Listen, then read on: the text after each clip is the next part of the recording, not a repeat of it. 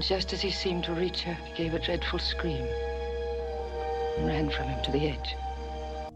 In the early 1940s, the hunt began for the perfect cast to bring Charlotte Bronte's beloved novel, Jane Eyre, to the big screen.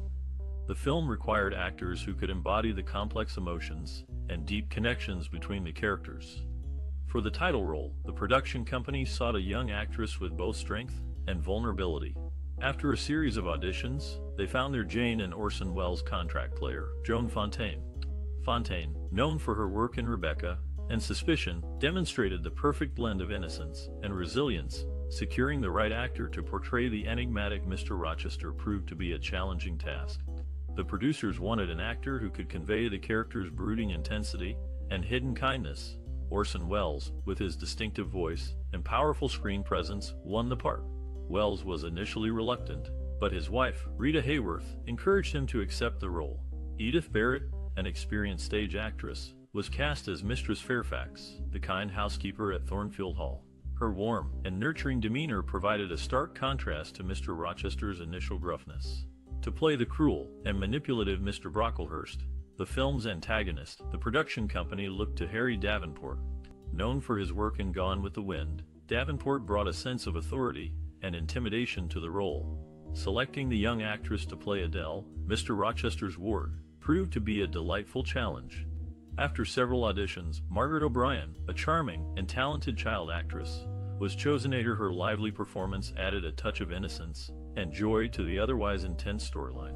The casting process for Jane Eyre required careful consideration and patience. Each actor's unique talents and abilities contributed to the film's success, creating a captivating and enduring adaptation of Charlotte Bronte's timeless novel. Helen! You must be cold. Lie down and cover your... In 1943, Robert Stevenson brought Charlotte Bronte's classic novel Jane Eyre to the big screen. Known for his ability to create vivid atmospheres, Stevenson focused on the Gothic elements of the story. He used low-key lighting and shadowy sets to convey the eerie and mysterious mood of the novel. The film's opening sequence, set in the ominous Thornfield Hall, is a testament to Stevenson's mastery of visual storytelling. Stevenson's directorial vision was influenced by his background in British cinema. He had a keen eye for detail and was known for his meticulous preparation. Before filming began, he worked closely with the cast and crew to ensure that everyone understood his vision. He collaborated with art directors and cinematographers to create the film's distinctive look, and with the actors to draw out nuanced performances. The film's lead actress, Orson Welles, who played Mr. Rochester, was a formidable creative force in his own right. Welles was known for his innovative approach to acting and filmmaking. Stevenson and Welles had a complex relationship, with Welles often challenging Stevenson's authority on set. However, their creative tension ultimately contributed to the film's success. Despite the challenges, Stevenson remained committed to his vision for the film. He saw Jane Eyre as a story of resilience and personal growth, and he wanted to convey this through the visual language of cinema. He used close-ups to capture the emotional intensity of the characters and wide shots to show the stark beauty of the Yorkshire moors. In the end, Stevenson's directorial vision for Jane Eyre paid off. The film was a critical and commercial success, and it remains a beloved adaptation of Bronte's novel. Stevenson's ability to create a vivid and atmospheric world, combined with the powerful performances of the cast, make this film a classic of Gothic cinema.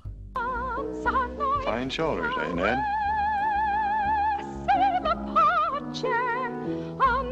Let's talk about the 1943 movie, Jane Eyre. This classic film is an adaptation of Charlotte Bronte's novel, and it's a real treat for drama and romance fans. Did you know that the actress who played Jane Eyre, Joan Fontaine, was actually younger than the actor who played her love interest, Mr. Rochester? In real life, Fontaine was only 26 years old, while Orson Welles was 27. It's fascinating how they brought their characters to life on screen, despite their age difference. Another interesting fact is that the movie was filmed during World War II, and the production had to deal with rationing and other wartime restrictions.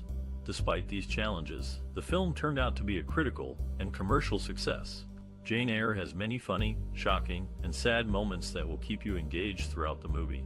For instance, there's a scene where Mr. Rochester's horse bolts, and Jane has to chase after it. It's both funny and thrilling at the same time. Do you have a cherished memory associated with this movie? Maybe you watched it with your family or friends. and it became a tradition to watch it every year. We would love to hear your stories and personal experiences related to this classic in the comments below. As for me, I remember watching Jane Eyre for the first time and being captivated by the story and the performances. The movie has since become one of my all-time favorites, and I never get tired of watching it. Jane Eyre is a timeless classic that has resonated with audiences for generations. Its enduring appeal is a testament to the power of storytelling and the human experience. So sit back, relax, and enjoy this classic film. You're in for a real treat.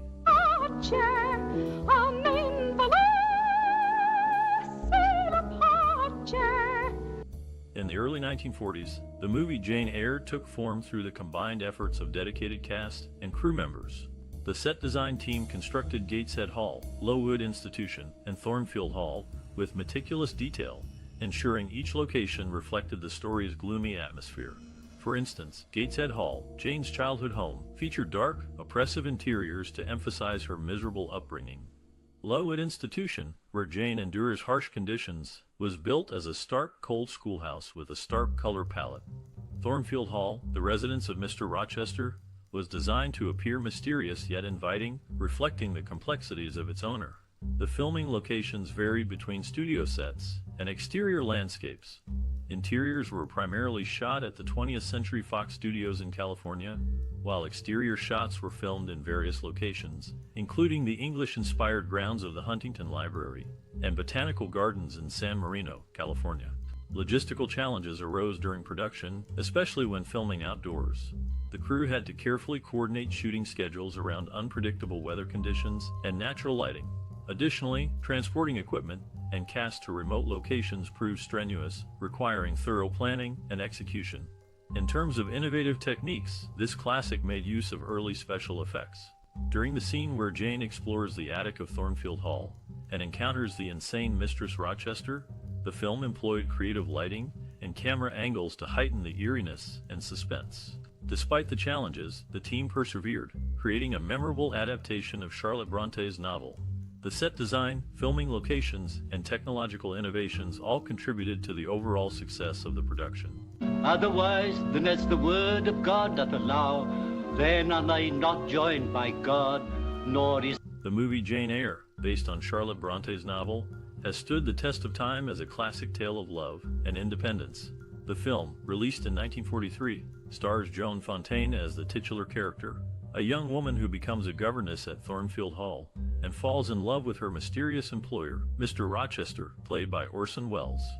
The story is set in 19th century England, and the film does an excellent job of transporting viewers to that time period. The costumes, sets, and cinematography all contribute to a rich and immersive atmosphere that draws the audience in. Joan Fontaine's performance as Jane Eyre is exceptional. She portrays Jane's strength, intelligence, and vulnerability with great nuance, making her a relatable and sympathetic character. Orson Welles' portrayal of Mr. Rochester is equally impressive, capturing the character's complexity and intensity. The film's plot is engaging and thought-provoking, exploring themes of love, morality, and social class. Jane's journey to self-discovery and independence is inspiring, and her relationship with Mr. Rochester is both passionate and tumultuous. Overall, Jane Eyre is a timeless classic that continues to resonate with audiences today. Its compelling story, memorable performances, and stunning production design make it a must-see for fans of classic cinema. I have, if so I assure you it was quite unintentional. Are you never serious? Never more than at this moment, except perhaps when I'm eating my dinner. In the 1943 movie adaptation of Jane Eyre, music plays a crucial role in complementing the narrative and emotional tone of the story. The film's score was composed by Bernard Herrmann, who was already an established figure in the industry at the time. Herrmann's music enhances the film's atmosphere, underscoring the characters' emotions and heightening the drama. The score features a range of musical themes, each associated with different characters and storylines. For instance, Jane Eyre's theme is characterized by a simple, yet expressive piano melody, reflecting her plain and unassuming nature. Meanwhile, the theme for Mr. Rochester, the brooding love interest, features more complex and darker orchestration, hinting at his mysterious past and inner turmoil. Herrmann's approach to composing for Jane Eyre was deeply influenced by the novel's Gothic elements and the film's visual style. He often used dissonant harmonies and unexpected instrumental combinations to create a sense of unease and tension. For example, in the scene where Jane discovers Mr. Rochester's secret, Herman employs a haunting choral accompaniment, adding to the sense of mystery and foreboding. The soundtrack also includes several songs, such as A Whiter Shade of Pale by Procol Harum and Wuthering Heights by Kate Bush, which were not part of the original 1943 score. These songs were added in later adaptations and contribute to the film's overall mood and tone. Interestingly, Herman's score for Jane Eyre was initially criticized for being too modern and not in keeping with the film's period setting. However, over time, the score has come to be regarded as one of Herman's most innovative and effective works. In creating the music for Jane Eyre, Herman and the other musicians involved aimed to enhance the film's emotional impact and deepen the audience's connection to the characters. Through its evocative themes and atmospheric orchestration, the score succeeds in immersing viewers in the world of this classic tale. Is it not? Precisely. That's how she charmed my angel. In the 1943 adaptation of Jane Eyre, a fascinating change occurred in the casting of Grace Poole. Ethel Griffiths, who had previously played the role in the 1934 version, reprised her performance. The film's musical score also gained recognition, included in the American Film Institute's 2005 list of 250 nominated films for AFI's 100 Years of Film Scores. David O. Selznick, the producer, approached Vivien Leigh with an enticing offer, the lead role in Jane Eyre. Had she accepted, her daughter, Susan Farrington, would have played Jane as a child. This behind-the-scenes detail highlights the interconnected nature of the film industry and the potential impact of casting choices on a film's outcome. Is that true? In the movie, one iconic scene is when Jane stands at the edge of a cliff, contemplating her future after learning about Mr. Rochester's secret marriage. The director, Robert Stevenson, masterfully uses low-key lighting and shadows to reflect Jane's inner turmoil. Cinematographer George Barnes frames Jane against the vast seascape, emphasizing her isolation and vulnerability. Fontaine's performance is heart-wrenching, capturing Jane's emotional struggle between love and integrity. This scene resonates with the audience because it encapsulates Jane's dilemma and the film's themes of self-discovery, love, and morality. According to Fontaine, it was a poignant moment, and I tried to convey Jane's deep sadness and confusion. This scene indeed leaves a lasting impression, highlighting the strong emotional pull of this classic. Another unforgettable scene is the dramatic wedding veil revelation, where Jane discovers Mr. Rochester's first wife is still alive. The dimly lit room, filled with flickering candlelight, adds to the tension and suspense. Wells' riveting performance showcases Rochester's desperation and guilt, while Fontaine's shocked expression underscores Jane's innocence and disillusionment. Wells later commented, "It was a powerful scene, and Joan's reaction was genuine. The audience could feel her pain and disappointment." This moment marks a turning point in the film, as Jane realizes she must leave Thornfield Hall and Mr. Rochester. These iconic scenes from the movie demonstrate the filmmakers' and actors' prowess in creating a captivating and enduring adaptation of Charlotte Bronte's novel. Through powerful performances, evocative cinematography, and thoughtful direction, these moments resonate with audiences even today. Way, Colonel, our tiller is no good for nightmares. Nightmares? That's all it was. One of the maids had a bad dream, woke up screaming. In the 1943 film adaptation of Jane Eyre, a notable change was made to the character of Mr. Lloyd, who was instead portrayed as Dr. Rivers. This alteration may have been influenced by Robert Stevenson, the director, and a member of the Bronte Society, who likely had a deep appreciation for the source material and its author, Charlotte Bronte. Interestingly, Joan Fontaine's sister, Olivia de Havilland, played Charlotte Bronte in the 1946 film Devotion. It is intriguing to imagine the discussions between the two sisters about their experiences portraying characters related to the Bronte and their works. These connections between the actors, directors, and the Bronte Society add depth to the 1943 film adaptation of Jane Eyre, making it not just a cinematic experience, but also a glimpse into the world of literary appreciation and adaptation. At least I had the pleasure of putting a pistol bullet through my rival's lungs. And the little doll in the dancing skirt? We tell... Released in 1943, this classic movie adaptation of Jane Eyre, a novel by Charlotte Bronte, struck a chord with audiences due to its strong and independent female lead. The film showcased Jane's journey from a young orphan to a confident woman, which resonated with many during a time when women's roles were evolving in society. Jane Eyre's influence on pop culture was significant, The film's portrayal of a woman who values her independence and self-worth became a popular archetype in literature and media. It paved the way for future adaptations of classic novels with strong female leads, inspiring filmmakers and writers to create complex and empowered characters. Moreover, the movie contributed to discussions on relevant social and cultural themes, such as gender roles, class distinctions, and social justice. Jane's fight for equality in her relationships and her rejection of societal norms sparked conversations about the importance of individuality and self-determination. The film's exploration of love and passion, as well as its themes of perseverance and resilience, continue to captivate audiences today. Jane Eyre serves as a timeless reminder of the power of inner strength and the importance of staying true to oneself, leaving a lasting impact on both cultural and social levels. And confuse you. I beg you not to seek an explanation. Don't try to understand. In the 1943 film adaptation of Jane Eyre, both Edith Barrett, who played Mistress Fairfax, and Peggy Ann Garner, young Jane, had previously acted together in The Keys of the Kingdom. It's interesting to note that Robert Stevenson, the director of Jane Eyre, considered his wife Anna Lee for the role of Blanche Ingraham. The income guaranteed to Edward Rochester, portrayed as a substantial $8,000 per year in 1839, holds significant value in today's context. When adjusted for inflation, this amount is equivalent to approximately $220,000 in 2021. This information offers a fascinating glimpse into the economic disparities between the past and present. While creating Jane Eyre, the cast and crew certainly faced various challenges and decisions, such as selecting the right actors for each role. The connections between the actors and the historical significance of the income amounts depicted in the film all contribute to a richer understanding of this classic.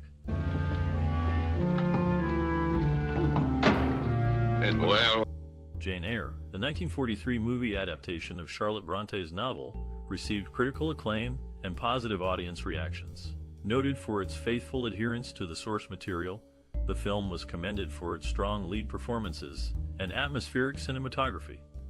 The New York Times Review praised the film, highlighting Joan Fontaine's nuanced portrayal of Jane Eyre, stating, "She is indeed a Jane Eyre of remarkable character and conviction." Orson Welles' brooding performance as Mr. Rochester also drew accolades, with The Hollywood Reporter noting, "Orson Welles' Rochester is a study in brooding intensity." The film was also recognized with award nominations. At the 1944 Academy Awards, Joan Fontaine received a nomination for Best Actress, while Edith Head and Giles Steele were nominated for Best Costume Design. Although it did not win in these categories, the nominations themselves served as a testament to the film's artistic merit. The critical reception and award nominations for Jane Eyre were significant for those involved in the film. For Joan Fontaine, the nomination further solidified her status as a talented leading lady. Meanwhile, for Orson Welles, the positive reviews added to his growing reputation as a formidable actor and director. Moreover, the recognition for Edith Head's costume design showcased the importance of this aspect in filmmaking, highlighting how costumes can significantly contribute to character development and the overall aesthetic of a period piece. Ultimately, the critical acclaim and award nominations for Jane Eyre underscored the film's enduring appeal and its status as a classic adaptation of a beloved novel. You're such a strange, solitary little thing. Here's a keepsake, Jane. In the early 1940s, preparations for the movie Jane Eyre were underway, with some unexpected twists. David O. Selznick had plans to cast Suzanne Farrington as the young Jane, but her father objected due to his disapproval of his daughter following her mother's footsteps into acting. Meanwhile, Elizabeth Taylor and Larry Fortensky's wedding reception at the home of his grandmother, Mary McGill, in Stockton, California, attracted a number of unexpected guests, including Janet Jackson, Mr. T. Bette Midler, and Steven Spielberg. The film's opening scene features a close-up of the novel being opened, with Joan Fontaine's voice reading the opening paragraph. However, what she reads is not an accurate representation of the actual opening lines of the book. Despite these discrepancies, the movie remains a classic adaptation of the beloved novel. Jane... In the making of Jane Eyre, the 1943 film adaptation of Charlotte Bronte's classic novel, the cast and crew faced numerous challenges and surprises. Orson Welles, who played the enigmatic Mr. Rochester, was not the first choice for the role. Initially, Robert Donat was considered, but he suffered from health issues that prevented him from taking on the part. During the filming, Wells' intense working style led to conflicts with the director, Robert Stevenson. Wells often arrived late on set and made significant improvisations to the script, much to Stevenson's frustration. However, these last-minute changes ultimately added depth to the characters and the story. Joan Fontaine, who portrayed Jane Eyre, had her own set of challenges. She was initially hesitant to accept the role, fearing comparisons with her sister, Olivia de Havilland, who had also played Jane Eyre in a 1934 film adaptation. To prepare for the part, Fontaine read the novel several times and worked diligently with Stevenson to perfect her performance. The film's cinematographer, George Barnes, was instrumental in creating the Gothic atmosphere of this classic. He used innovative techniques, such as low-key lighting and wide-angle lenses, to capture the moody and mysterious Thornfield Hall.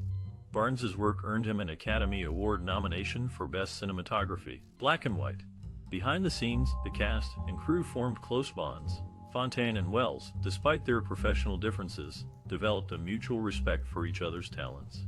In her autobiography, Fontaine recalled a moment when Wells gifted her a small statue of St. Christopher, the patron saint of travelers, as a token of their friendship. The production of Jane Eyre was not without its mishaps. During a particularly intense scene, a fire broke out on set.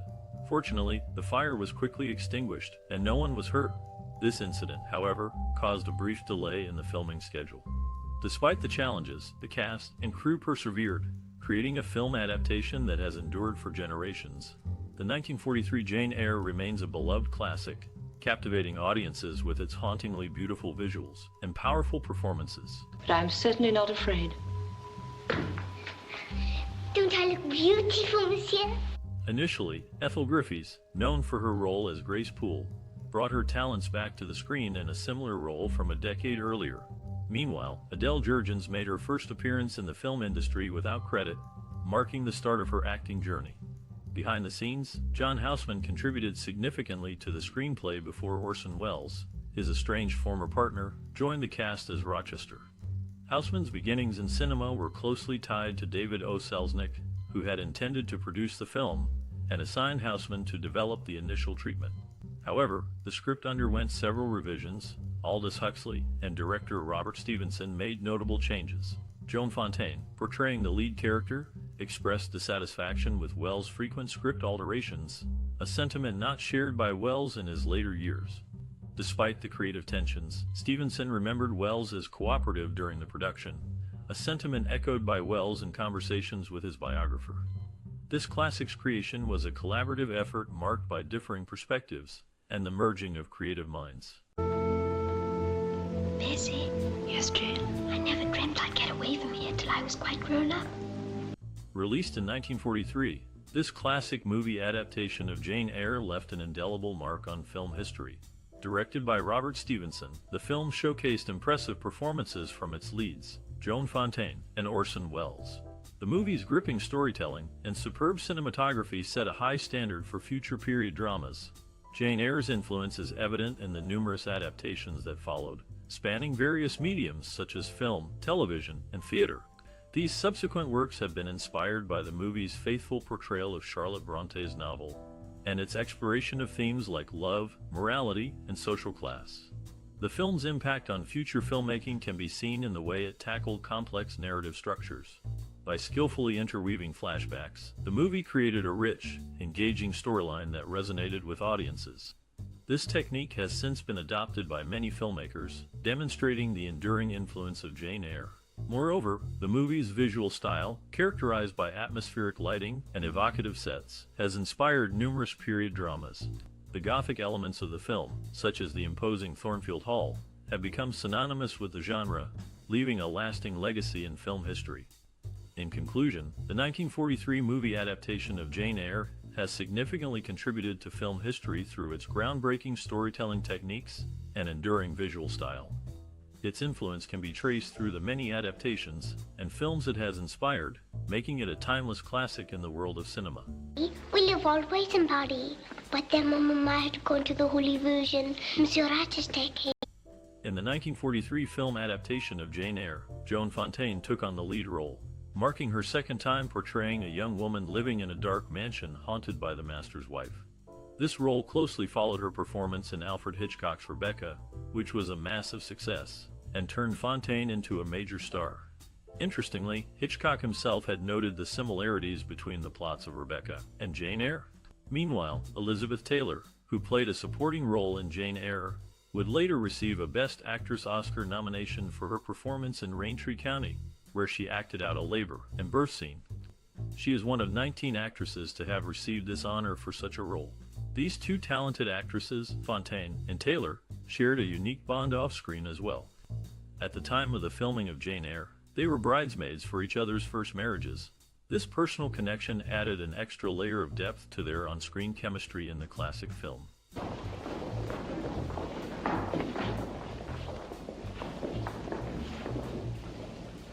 Did Jane Eyre leave a lasting impression on you? This classic movie, based on Charlotte Bronte's novel, has touched the hearts of many. We'd love to hear about your personal experiences and memories related to this film. How did the story of Jane Eyre influence your perspective on cinema or life in general? Did any particular scene or character resonate with you? Share your thoughts with us and our community of film enthusiasts. Your engagement is essential to us. Don't forget to like, share, and subscribe for more cinematic explorations. Together, let's celebrate the magic of movies and their impact on our lives. I'm going to leave you in this room. This gentleman.